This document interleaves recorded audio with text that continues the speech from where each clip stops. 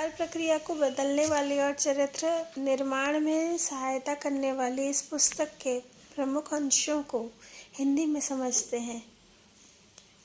James Allen के इस book be your own sunshine में पहला पाठ है विचार और चरित्र।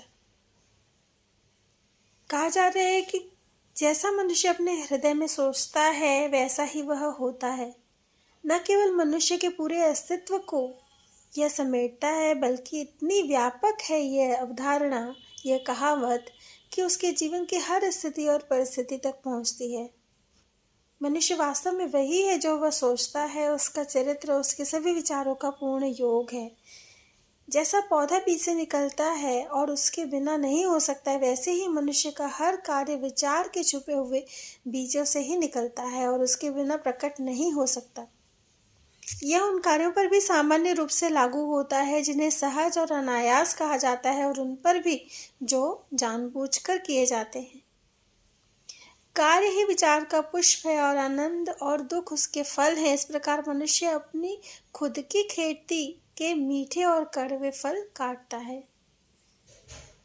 मन में विचार ने ही मनुष्यों को बनाया है। हम जो कुछ भी हैं विचार से ही निर्मित और बने हुए हैं। यदि किसी व्यक्ति के मन में बुरे विचार हैं तो उस पर दुख आता है, जैसे गाड़ी बैल के पीछे आती है। यदि कोई पवित्र विचार मन में स्थित रहे तो आनंद उसके पीछे आता है, जैसे उसकी अपनी छाया। निश्चित रूप से मनुष्य कानून के द्वारा विकसित होता है, न कि कृत्रिम रूप से, और कार्य कारण प्रभाव उतना ही निरपेक्ष और अटल है कि विचार के छुपे हुए क्षेत्र में जितना दिखाई देने वाली और भौतिक चीजों की दुनिया में।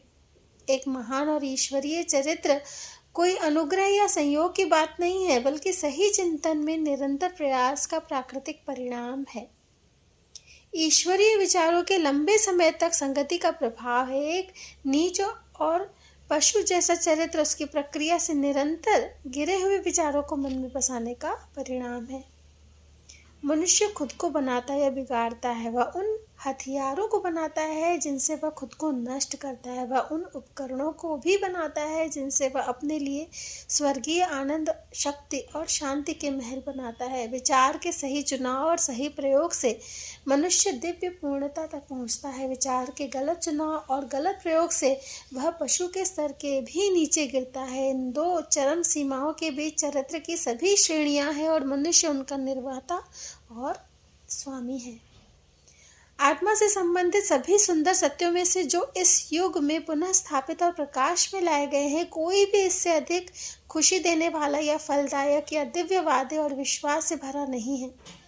मनुष्य विचार का स्वामी है, चरित्र का निर्माता है और स्थिति, परिवेश और नियति का निर्माण करता भी है। शक्ति, बुद्धि और प्रेम के एक प्राणी के रूप में और अपने विचारों के स्वामी के रूप में मनुष्य के पास हर स्थिति की चाबी है और वह अपने भीतर वह परिवर्तनकारी और पुनर्जीवित करने वाली शक्ति रखता है जिससे वह अपने आप को वह बना सकता है जो वह चाहता है। मनुष्य हमेशा से स्वामी है, अपने सबसे कमजोर और सबसे छोड़ी गई अवस्था में भी, लेकिन अपनी कमजोरी और पतन में वह मूर्ख स्वामी है जो अपने परिवार का कुप्रबंधन करता है। वह अपनी स्थिति पे विचार करने लगता है और उस कानून की मेहनत से खोज करता है जिस पर उसका अस्तित्व स्थापित है, तो वह बुद्धिमान स्वामी बन जाता है। अपनी ऊर्जाओं को बुद्धि के साथ निर्देशित करता है, अपने विचारों को फलदायी मुद्दों पर लगाता है। ऐसा है चेतन स्वामी। और मनुष्य केवल अपने भीतर के विचार नियमों को खोजकर ही ऐसा बन सकता है। जैसे कि बहुत ही खोज और खुदाई से ही सोना, चांदी, हीरा इत्यादि प्राप्त होते हैं, मनुष्य अपने होने से जुड़ा हर सत्य पा सकता है, अपनी आत्मा की खान की गहराई तक अगर वह खोदे। वह अपने चरित्र का निर्माता है, अपने जीवन का ढालने वाला है, अपनी नियति का निर्माण करता है। निश्चित रूप से वह सिद्ध कर सकता है कि यदि वह अपने विचारों को देखे, नियंत्रित करे, बदले और उनके प्रभावों को अपने ऊपर, दूसरों पर और अपने जीवन और परिस्थितियों पर खोजे, कार्य कारण प्रभाव को धैर्य के साथ अभ्यास और जांच से जोड़े और अपने हर अनुभव का उपयोग करे, यहाँ तक कि सबसे तुच्छ रोजमर्रा की घटना तक को, तो उसे अपने बारे में उस ज्ञान को प्राप्त करने के साधन के रूप में जो उसकी समझ, बुद्धि और शक्ति है।